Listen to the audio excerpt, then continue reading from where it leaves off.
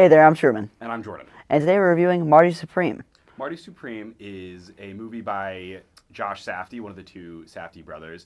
It follows Timothée Chalamet as Marty Mauser, a would-be ping pong prodigy, as he undercuts people in his life and tries to climb the ladder to become the ultimate ping pong champion. I, for one, thought that this movie was fantastic. I had a really good time watching it. I really enjoyed it. All I knew was from the one trailer I saw one time, and I really thought it was gonna be a movie about like a go-getter who just kind of works his way up the ladder in a very honest and very true way No, this that guy you'd be sucks. rooting for the whole time. Not at all. Really just goes really off the rails really quickly. This movie. I heard a lot of discourse about the movie before I got a chance to see it. A lot of people were complaining that they felt like the film bro community was going to adopt this and like kind of miss the point. And I kind of see where they were coming from, where on the surface, the character is so despicable and not very likable. The way that he goes about climbing up the ladder is really immoral. And the movie chooses to frame those actions as if he is a hero. I think there's no point that the movie itself like admonishes Marty. They don't go out of their way to frame him as a bad guy. It's kind of up to the viewer to decide.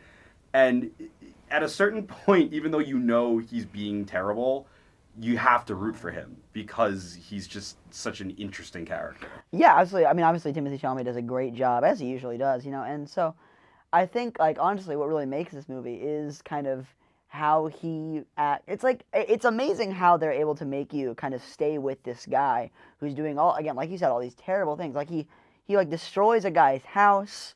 He burns a gas station to the ground. Does all these terrible things, and then the movie just moves on as if it's like yeah, that's what you got to do to make it, and then as if it were what I thought it was going to be. And I think it just really kind of says something to the both the performance and the writing.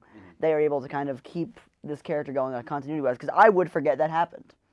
Now, the only other Josh Safdie movie that I've seen is one that he did with his brother Ben, Uncut Gems, and I think it's a very interesting parallel to draw between these two movies, because if you look at Timothée Chalamet as Marty in this movie and Adam Sandler in his role in Uncut Gems, they're very similar characters in that they're like these very gross, slimy personalities that you just have to like tense up in anxiety as you watch it, because every step that they take is so frustrating and simultaneously entertaining. Yeah. I was very interested while I was watching the movie, like thinking back to Uncut Gems and how the two compared. Yeah, I think it's really. I mean, I think I found myself a lot of the movie being like, how are these people letting this guy do this? Like, why is Gwyneth Paltrow so Right, like how does he keep getting patient away with? with it? Yeah, she's so patient with him. I guess she'll get mad at him, and then she'll come right back, and I'm sure it's a whole thing with her. But I mean, I just the way, and I know we're talking this guy to death, but the way that like he kind of conducts himself and he kind of worms his way into things, like you said, it is like really slimy and really gross. But then at the same time, you can't help but feel bad for him somehow, because it's like he's just trying to be a ping pong star, which is like out of all the things you want to be, weird thing to just kind of zero in on. But everyone has a dream, I guess. Right. I mean, he's cornered that niche, I guess. Yes. Not that many people are trying to be the best at ping pong, which is kind of an interesting point. It's that like he's so fascinated with being the best, and he's obsessed with being the best, and that arrogance takes him so far. But you have to think that maybe he's not actually that great or that talented, because the thing that he chose to be the best in is something that is not being pursued by that many people. Yeah.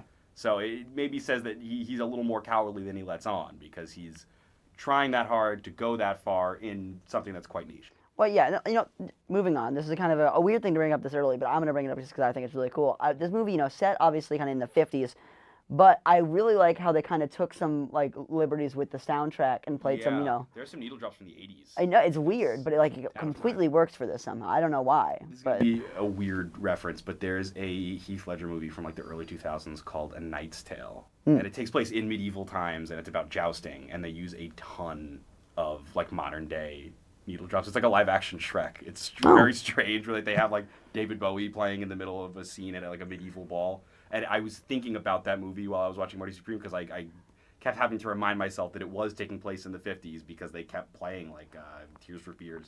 Yeah, that ending song was so good. I love a good ending well song. timed, well placed. Gosh, Well, speaking of music and so forth, you know who's great in this movie? Tyler, the Creator. Tyler the Wonderful. Creator has a like little featured part. He's prominent in a handful of scenes, and he is very good. He's very good. It's his first, I believe, his first movie. And yeah, I think he does incredible, I think. I wouldn't have known, if I didn't know, I wouldn't have known that was his first one. I feel like it's a character that only could have been him, though. I can't imagine somebody else in that role. Speaking of non-actors, Mr. Wonderful, Kevin O'Leary, has a very prominent role in this film. I kept forgetting it was Mr. Wonderful, and every so often he'd say something that was like so much like what I know him from in Shark Tank, and I'd be like, oh, it's that guy. I guess it's not so far off from what he is anyway, so I guess it's not that much of a leap for him. I guess to just be yourself on camera makes the challenge of being a first-time actor not as hard. I heard stories that he was arguing with the director while they were making the movie, and it was like a humbling experience for him because he's so used to being the person in charge in a room. Yeah. And then like they would shoot, and he would be like, "Yeah, I think we got that,"